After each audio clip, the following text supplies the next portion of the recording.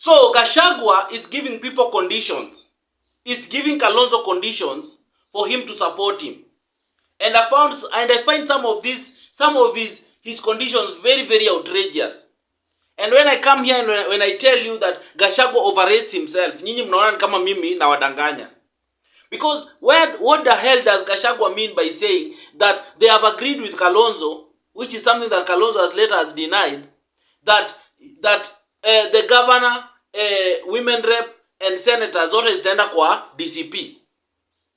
And then out of the 16 constituencies in Nairobi, DCP is going to take 16 of them. And out of the over 80 wards in Nairobi, DCP itachukua almost 70. What is that nonsense? And you people, when I keep on telling you that Gachagua has a problem, nyinyi wenye mnamsupport mnaona ni kama sisi we are hating on Gachagua or we are working for William Ruto. The truth is that Gachagua is obsessed with his tribe. Gachagua doesn't think of anything beyond his tribe. Gachagua doesn't think of anything, even to a point whereby he even talks in Kikuyu. The guy thinks that Nairobi belongs to the Kikuyus.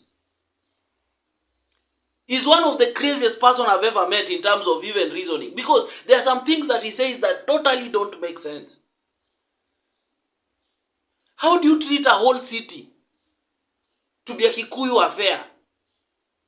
How do you treat a whole city to be a Kikuyu affair? A city that is very cosmopolitan. Everyone lives here. And then there is this imagination that they have created in their head that Nairobi, that the people from the Mount Kenya are the one who run Nairobi in terms of businesses. There are so many people who do business in this country, in this town, in this county. It is not only the people from Mount Kenya.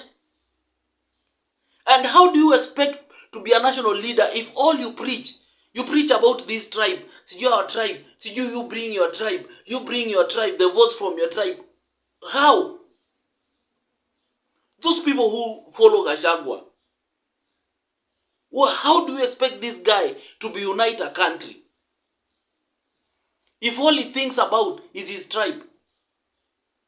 And how delusional are you to think that out of the 16 constituencies, 17, you want wewe utachukua? Surely, if Mbeere North yenyewe ilikushinda, then you think you can win in Nairobi? Are you crazy or something? Are you crazy or something? That's the question I want to understand from this guy. Because even those people who follow him, because most of you people keep on telling me, oh, Melipo na Ruto. No. My style of analysis is very simple. I will call things the way they are. I'm not here to support Ruto. I'm not here to support the late Raila. I'm not here to support Gachagua. If you are out of order, I will call you out.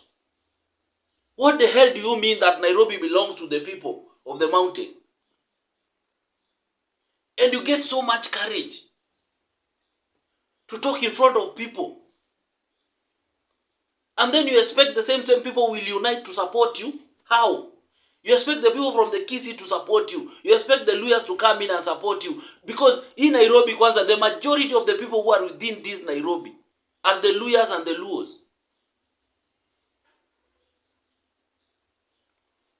So how do you expect those people to support you if all the time, even that person unataka akuwe governor, unataka atakuwa governor aje? From my own assessment, I see Kalonzo leaving Gachagua. I can foresee that coming.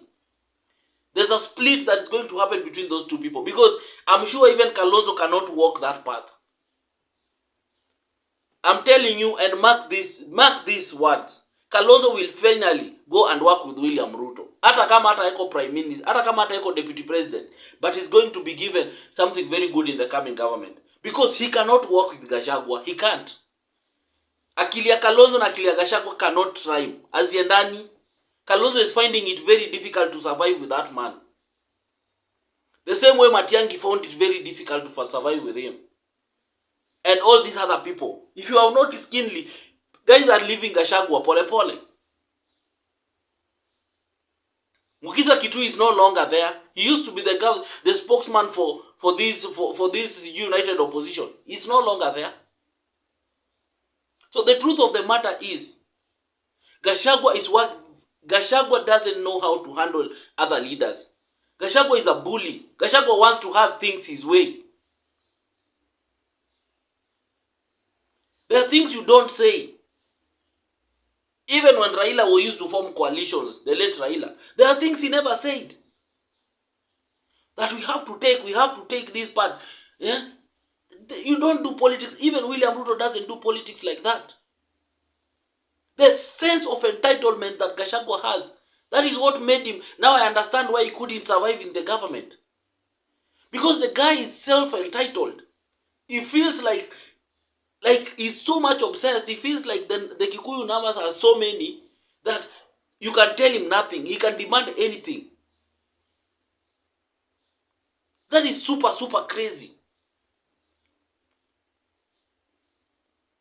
It is super, super crazy to think that someone will just think that surely Nairobi, you want to take all the big seats and you shed cattle to Melewana. I'm very happy that Kalonzo came out to deny that statement. Because it could have costed him. Kalonzo understands that he needs votes from other communities as well. He needs support from other communities. He understands that very well. He understands that very well. That's why Kalonzo cannot come and say some things.